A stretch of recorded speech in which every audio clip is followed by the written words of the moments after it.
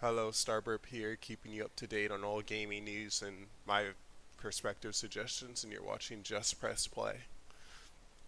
Today, I'd like to talk to you about Microsoft gaming, and this isn't really specific to the Xbox One or the Xbox 360, just my opinion on Microsoft gaming in general, as a Microsoft customer for, 10 something odd years now, or longer than that, and 15 plus on years.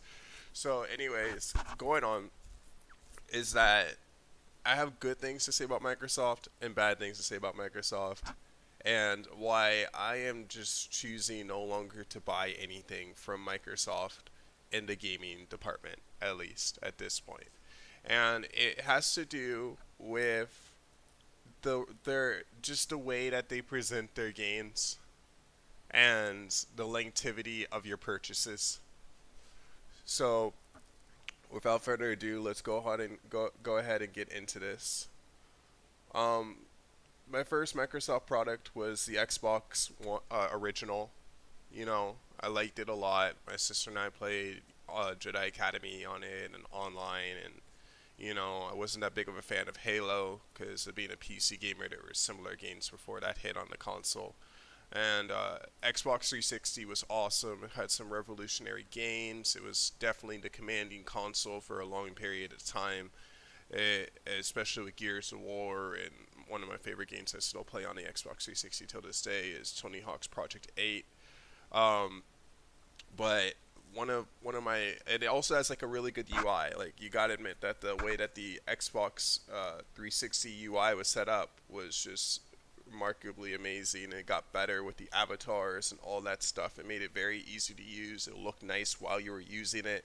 It's partially why people didn't even play online, or half the people didn't even know that the original Xbox had online, because its user interface for engaging into online was not really that nice at all. It wasn't as clean as it was on the Xbox 360 as for the majority of most consoles.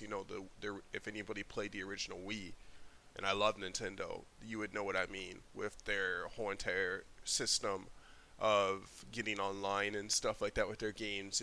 Xbox 360 definitely did a very good job of that. Um, Another good thing I like to say about Microsoft is like they have been the demanding operating system, especially as a PC gamer. Like Linux is not really an option. Not many games are designed for Linux and like Mac OS and stuff like that. Your main platform as a gamer and for most applications, and it's just because people are used to programming for it. It's not that they can't develop for other operating systems, it's just that people don't for the most part, but like it I hope that does eventually change, because Microsoft is in a place where they know that they control the majority of the application market, and I'm hoping that will eventually change, where other operating systems will be open to more applications, in that including games. But that being said, Windows 10 has a wonderful UI. I mean, like there were a lot of installation issues with it along the way, and even my wife would agree. Like when we bought her Snake Pass on off the Windows 10 store, and the way that the whole entire operating system is just presented to you reminds me very much of the Xbox 360. It's very clean. It looks nice. It's not unstable. It's not sluggish. It runs pretty well. It's not like Windows Vista, where it's a complete resource hog and has a whole bunch of compatibility issues left and right. But and I even we even brought this up when we were talking with one of the other Just Press Play leaders, Nathan, and we were all like, if you like, I asked my wife like straight up, like if you were in the Windows 10 store looking at Snake Pass, would I mean, like, if you're in the Windows 7 store looking at Snake Pass, would you have bought it? And she's like, no, because just the way the store was presented onto you on previous versions of Windows, like Windows XP. I don't think it was in Windows 2000, but Windows XP, Windows Vista, Windows 7, Windows 8. Just the way the store was presented to you through Microsoft Windows made you not want to buy anything from it. And like it just was not really even noticeable that it was there. Even when they were putting it on your bar, it looked like something tacky, like that was forced on you, like it was third party. It wasn't even from Microsoft. And with Windows 10, they definitely changed that. It looks way nicer. The store is way cleaner. It doesn't just have games available in there. It has movies, music of all different kinds of sorts and stuff like that. It makes you want to buy stuff from them. It makes it look like an actual Windows store. And I would say that it's actually cleaner than when you're searching iTunes in the Apple Store and trying to buy music and video from that. That being said, recently, when you buy stuff in the store, it saves to your account. It does save to your account. So if you wipe your computer and you log into your Windows account, well, that's another thing I like about Windows 10. You can then download the game later. So it saves to your Windows account regardless, of if you change your key on Windows or whatever. As long as you sign back into that Windows account or that Windows email, Microsoft account, you can then retrieve any of the products that you purchased. That being said, this has happened with 4 games with me. I don't remember the other 2 names, but this has happened with 4 games. Happened to me with 4 different games, and it's not just in the Windows Store. This has happened to me on the Xbox 360, and I remember it happened to me like 3 times on the Xbox 360. And I sat there and said to myself, if like I see this pattern again, I'm never buying a product from Microsoft ever again, other than Microsoft Windows, because I have no choice. As a PC gamer, I have absolutely no choice but to go with Microsoft Windows. So, like, if I had the choice, I wouldn't buy it, if they after what they just did to me. And what they did is I purchased a product from Microsoft. I don't care, like how long it was, how unpopular the title is, how long ago it came out. I mean by that, how long it was. Like I really don't care. The end matter is that Microsoft is a multi-billion-dollar organization. They have a gazillion times more money than Steam. And till this day, when I was in high school, I bought Half-Life 1 on Steam. And there was a really unpopular game that I bought, which was Counter-Strike, oh my god, Condition Zero. Nobody liked that Counter-Strike. Everybody absolutely hated that Counter-Strike. If you want to even go into greater detail, what's more likely to disappear before that Counter-Strike is the mods.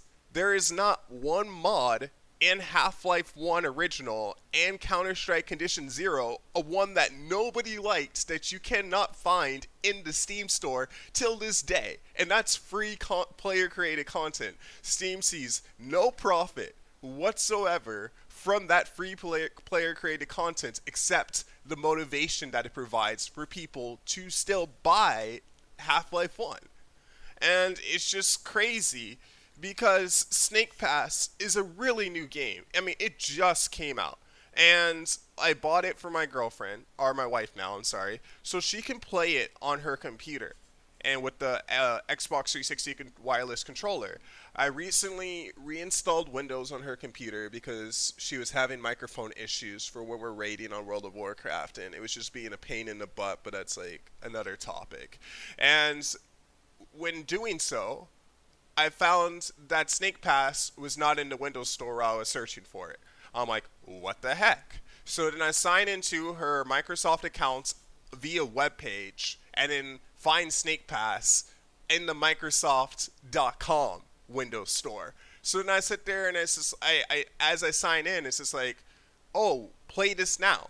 The option to purchase it disappeared once I signed into her account on the webpage. It's like, oh, play this now. I hit play this now. It boots up the Windows Store app on her computer, and then it goes to a page that says, could not be found. I'm sorry. I mean, that's okay if it was a free app. But when somebody puts money, I don't care if it's $5, $20, $30, whatever. It's even worse if it's like $50, $60 on into Microsoft, a multi-billion-dollar organization that could just simply buy storage for what costs 10 cents for most people. What is the equivalent of 10 cents to most people? They could just buy more storage to hold those games so you can continue downloading them from their servers. There is absolutely no excuse for a company that has that much money to be removing games from their store to make room for new games, regardless of how bad they did.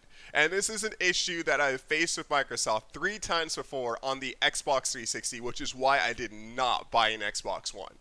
I thought that just the whole entire concept of the release of the Xbox One was weird because of how well the Xbox 360 did, that there wasn't going to be really too much more to advance off of from the point that we are in technology versus consoles and computers, that it just made more it made more sense practically just not to make that generation leap just yet. They would have been better waiting a few years for the hardware to stabilize and curve off in pricing, which a lot of people are noticing because we have the Xbox One, the Xbox One X, the Xbox One S. Like, how many different versions are you going to come out with that, developers are going to have to reprogram these games for because they're not pre-programmed in order to take advantage of that hardware? The Xbox One has games specifically designed for that suit of hardware. Same thing with the S. So when you're getting that new version, the developers are going to do one of two things. They're going to say, no, we're not going to design an update or a new version of the game for that console. So at most, you might be able to upscale the version of the game that you do have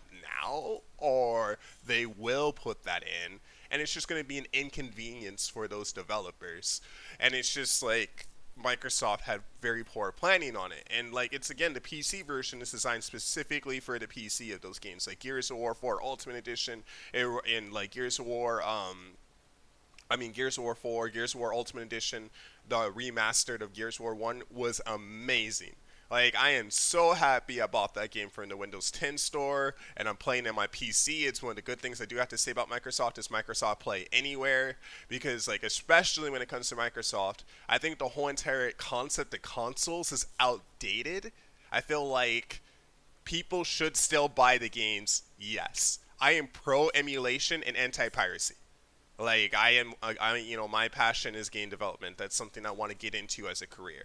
So I don't like the idea of people stealing from me. I don't like the idea of people stealing from other companies. But you got to keep in mind that consoles came about because somebody sat there and looked, oh, here's a whole bunch of people standing around one person playing on a PC game. That's where gaming started, on the PCs. Let me make arcades. And in arcades, we're all like, oh, well, most arcades, as you know, are set up for at least 2 people to play them.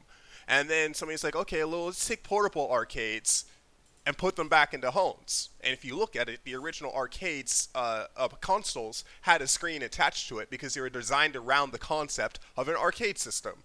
And then somebody said, okay, let's go the extra mile and then take away the screen and then hook it up to a family device. And that's why I say Nintendo's the only console company. Because, the rest are just PC alternatives. Don't get me wrong, I'm not talking smack. I love my PlayStation 4. I really do. I love the titles on it. But the thing is that it is not designed with multiplayer first in mind. It is not. 50% of the titles are not multiplayer. With Nintendo, that always seems to be the case. When, you go back to the original reason of why arcades were created, then in-home arcades, which became consoles. When you look at gaming these days at home, is that mom or dad or brother and sister can't get involved when X family member, being whatever one of those 4, 5, 6, how many siblings or family members you have, is sitting there on the sofa playing Call of Duty multiplayer. There is very unique situations where somebody else can get involved with that. And that's where the Xbox fails. That's where the PlayStation fails. They become PC alternatives at that point, and they're cheap, affordable substitutes. They are not. No, they're no longer consoles at that point because they don't provide a situation where 2 or more people can enjoy a gaming experience other than watching the other one play. And Microsoft has acknowledged this and has pretty much said, oh, well, in that case, let's pit our titles onto the #1 dominant PC gaming operating system, which we own anyways, haha, Microsoft Windows. And in doing so, they enabled us to play Xbox One release titles on the PC, and it's not hurting them. They are making money from us buying their games. And it costs like I think a 10% premium. Like I bought Gears of War Ultimate Edition for $60. And I think on the console it's like $50, $40. It's like $10, $20 more to buy it on the Windows 10 store. Now that being said, I get to enjoy it with my, cool gaming rig and stuff like that, but like I have no need to go out and buy a console. Are they losing money? No. Because there are some people who sit there and they're like, I don't want to deal with a PC. A gaming PC is a hassle. I don't want to deal with it. It's more expensive. I'd rather have a console because it's more sustainable in the long run, which is true. PC games are designed for a large variety of hardware and to do other things than just game. Even when you build a gaming PC, you can't build, like, you can build it purely for gaming PC, but it's going to cost you. And in a console, they are cheap and do as well as they do because the games on the console, again, back to what I was talking about earlier, are designed specifically for that hardware. And PCs, they can't do that. They have to design it for a large amount of variables of hardware. They can't say, okay, this is exactly piece for piece for piece, which is going to be in every single one of these systems, so we can design the game to do this. And that's just not possible on the PC, which is why people like to say, oh, console graphics look better than PC. That's not true. Like, we're in an age where it's kind of difficult to tell unless you pay, like, a large amount of attention to detail, like, oh, things are missing here, a little bit more jaggies there, etc. But it's not true. PC gaming has, like, way more advantages that is not even working into this video. It's just way too long. But consoles do pretty good. I mean, like, when I was sitting there and playing Uncharted 4, I was completely blown away. Like, that was an awesome experience. I don't think I've had that good of a campaign experience in a long time. That being said, there is no co-op in Uncharted 4, so my wife couldn't play a secondary character with me, which makes the PS4, again, not a console.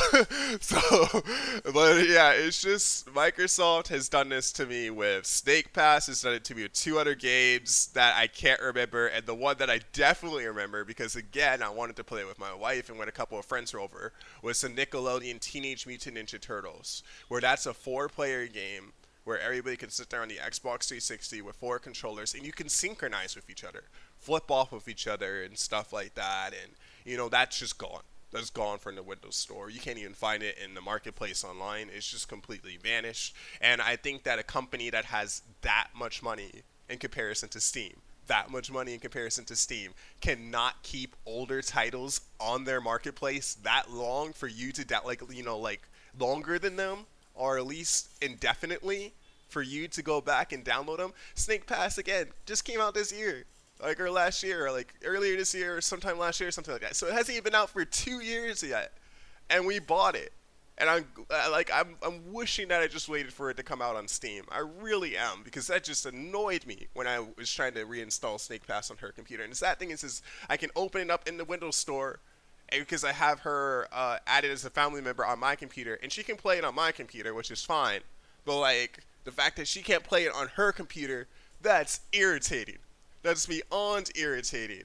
And it's not like you can transfer it either, because Microsoft has all these new security features to make sure that you don't pirate games, which is nice. I'm all behind that. But, like, if you're going to go that extra mile so I can't copy a game that belongs to my wife from my hard drive to her hard drive, then, like, keep your games on the marketplace. Don't sit there and keep on pulling games to make room for other games, regardless of how many they sold, regardless of how bad the reviews were, regardless of how old they are.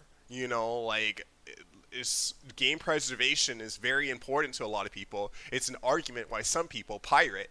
So, like, all Microsoft is doing is helping pirates' case. We have great controversy about that in Just Press Play. Some of us are for it, some of us are against it. I'm personally against it.